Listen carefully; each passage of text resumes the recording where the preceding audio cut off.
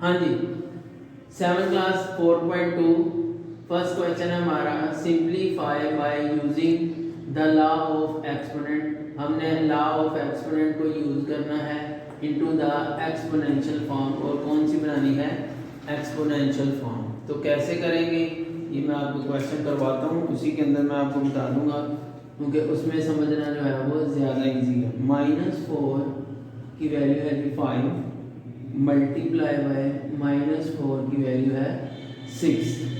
तो law of exponent क्या कहता है, लॉ ऑफ एक्सपोनेंट ये है कि अगर दो वैल्यूज सेम हो, बीच में मल्टीप्लाई हो, दो वैल्यूज सेम हो तो उनमें से एक लिख लिया करते हैं, और जो उनकी वैल्यूज हैं, जो पावर्स हैं, उनको अगर वो कुछ नहीं लिखा हुआ तो पॉजिटिव का साइन कंसीडर करेंगे, उनको पॉजिटिव कर देंगे, और अगर किसी एक के साथ माइनस लिखा हुआ तो उसी के साथ माइनस लिख देंगे।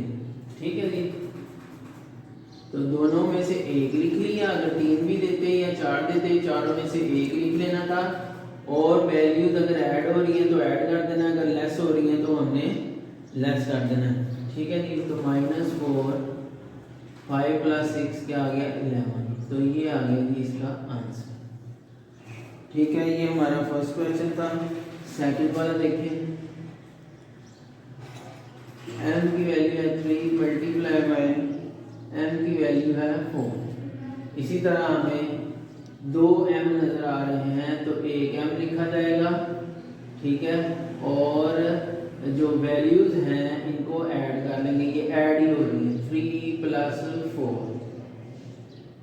तो m = कितना आ गया 7, पावर कितनी आ गई 7। उसके बाद थर्ड वाला जो क्वेश्चन है, 2/7 की जो पावर दी हुई है वो दी हुई है 3 मल्टीप्लाई बाय 2/7 की जो वैल्यू दी है वो दी हुई है 2, तो यहाँ पे दी हुई है 2।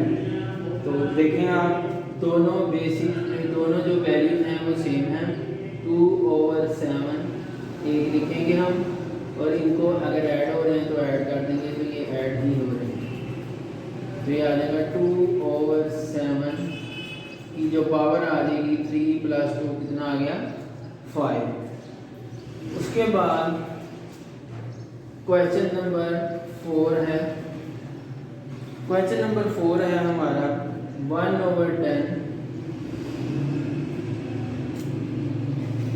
की जो पावर है वो है 4 मल्टीप्लाई बाय 1/10 की वैल्यू है 5। हाँ जी, दोनों में से एक लिख लेंगे, और दोनों के ऊपर पॉजिटिव है तो 4 + 5, तो = का साइन आपने लाजमी लगाना है। 1/10 आ जाएगा 4 + 5 = 9, तो यही इसका आंसर था। अब और अगला नेक्स्ट देखते हैं हम, 5 वाला देखते हैं। 5 वाला इसी तरह का है जिस तरह ये 2 हमने किया है। p की वैल्यू, बल्कि ये चेंज होगा, p की वैल्यू है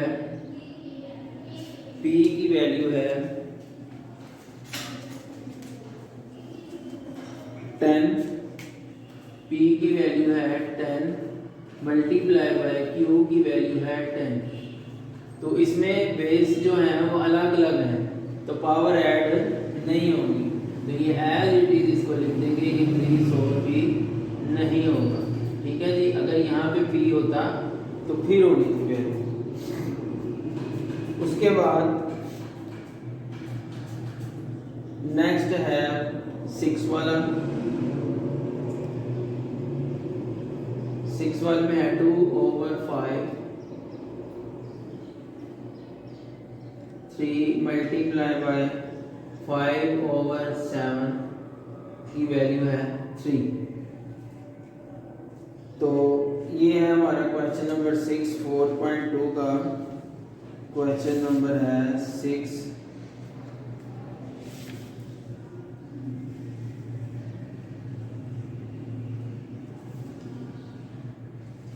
हाँ जी, तो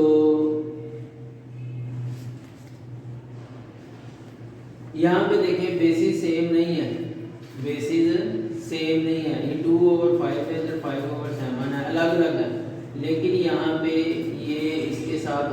नीचे कटिंग हो रही है।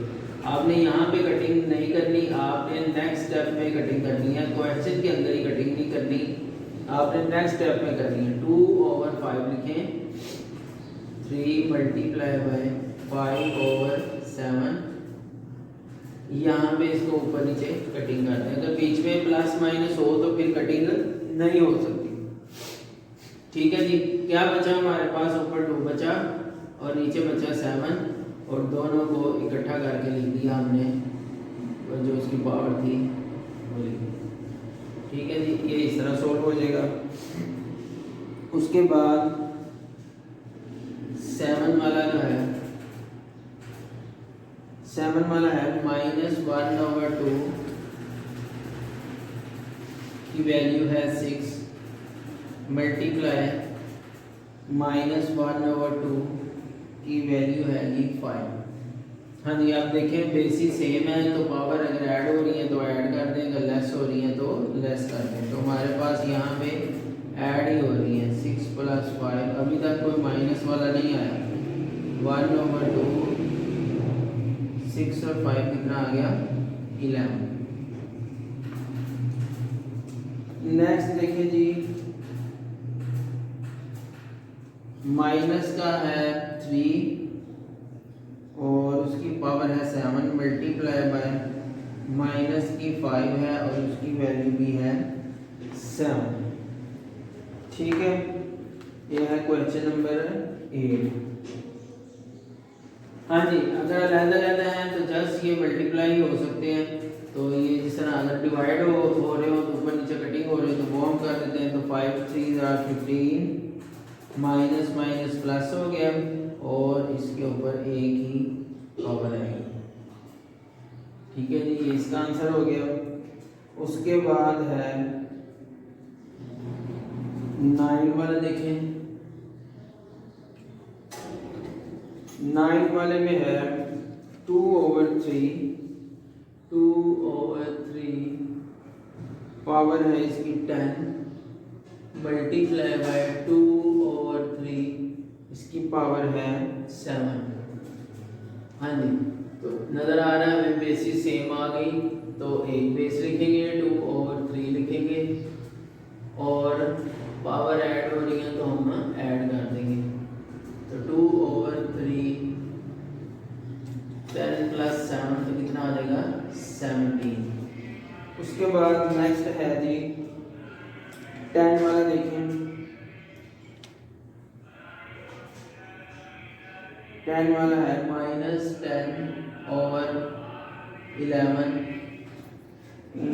7 पावर है 7 और -10/11 इसकी वैल्यू है 6। तो सेम है, उनमें से एक लिखेंगे और पावर ऐड हो जाएगी 7 + 6 तो आ जाएगा -10/11 आ जाएगा 13। ठीक है जी, लॉ ऑफ एक्सपोनेंट कहता है कि अगर सेम हो तो पावर ऐड हो जाएगी, अगर लेस हो रही है माइनस हो रही है तो उसको लेस कर दो। उसके बाद है 11 देखिए, 11 है 11/7 बेस है 8 मल्टीप्लाई बाय 21/22 बेस है 8 पावर है 8। अब देखें ये अलग अलग हैं, लेकिन हम ये उसके ऊपर लॉ ऑफ एक्सपोनेंट जो अप्लाई वो नहीं हो रहा, तो इसको हम देखते हैं कोई कटिंग हो रही है। लेकिन नेक्स्ट स्टेप में देखेंगे कोई अगर कटिंग हो रही है तो वहाँ पे हम कटिंग कर देंगे, ऊपर नीचे को कटिंग हो रही है तो कटिंग करेंगे। हाँ जी, तो 7 × 7 7 3 = 21 और 11 × 11 11 2 = 22। हाँ जी, ऊपर क्या बचा? ऊपर बचा है हमारे पास 3 और नीचे बचा है 2, तो ये आ जाएगी इसकी पावर 8। 3/2 इसकी पावर आ गई 8। इसका जो लास्ट क्वेश्चन है वो मैं कर रहा हूँ 12 वाला। 12 वाले में है -x/y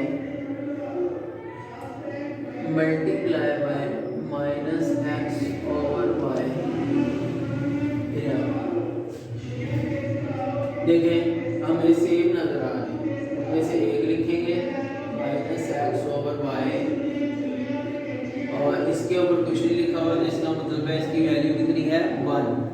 तो 1 + 11 तो -x/y, तो ये कितनी आ जाएगी 12। तो ये हमारे जो क्वेश्चन 1 था वो मुकम्मल हो गया। अब हम इसका क्वेश्चन नंबर 2 करेंगे। Verify the following.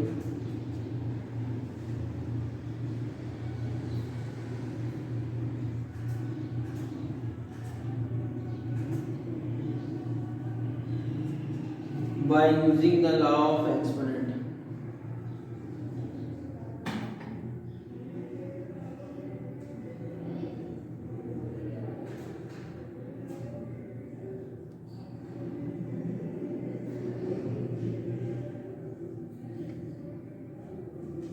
हाँ जी, साबित करना है कि ये लॉ के जरिए के दोनों साइडें बराबर हैं। 3 × 5 की पावर है 4 इज इक्वल टू 3 की वैल्यू 4 × 5 की वैल्यू 4। तो चाहे ये वाली साइड से ये वाली बना लें, चाहे इस वाली साइड से ये वाली बना लें। आसान क्वेश्चन है, बहुत ही आसान। तो अगर हम इस तरफ से देख लें तो ये 4 है, 4 के अंदर 4 जो है वो दोनों का है, 3 को भी मिलेगा और 5 को भी मिलेगा। तो 3 की वैल्यू है 4 × 5 की भी वैल्यू क्या है 4। तो यही हमने इधर भी साबित करना था। Hence proved. दोनों साइडें हमने साबित करी थी कि दोनों साइडें क्या हैं बराबर। ठीक है जी। उसके बाद नेक्स्ट है, सेम है दूसरे वाला। 7 × 9 वैल्यू है 8 इज इक्वल टू 7 की वैल्यू है 8 × 9 की वैल्यू है 8। इसको हमने करना है। हाँ जी, तो सेम उसी तरह से अप्लाई करना है आपने लॉ ऑफ एक्सपोनेंट। तो क्या कहता है कि ये पावर इसको भी मिलेगी, इसको भी मिलेगी। ठीक है जी। तो 7 की वैल्यू आ जाएगी 8 और 9 की भी वैल्यू आ जाएगी 8। तो दूसरी तरफ देखें, यही अपने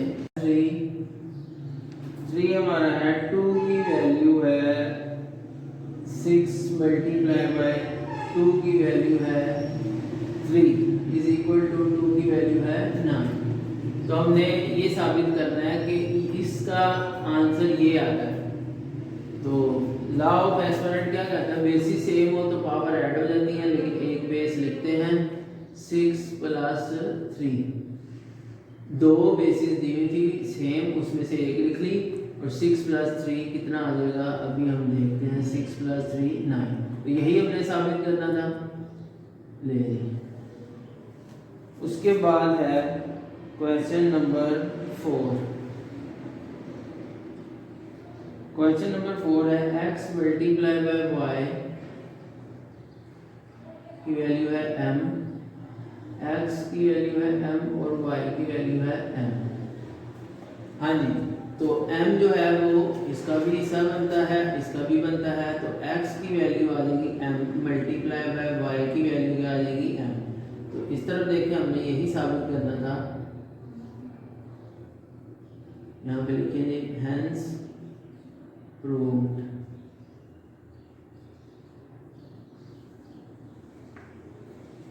नेक्स्ट वाला क्वेश्चन है जी 5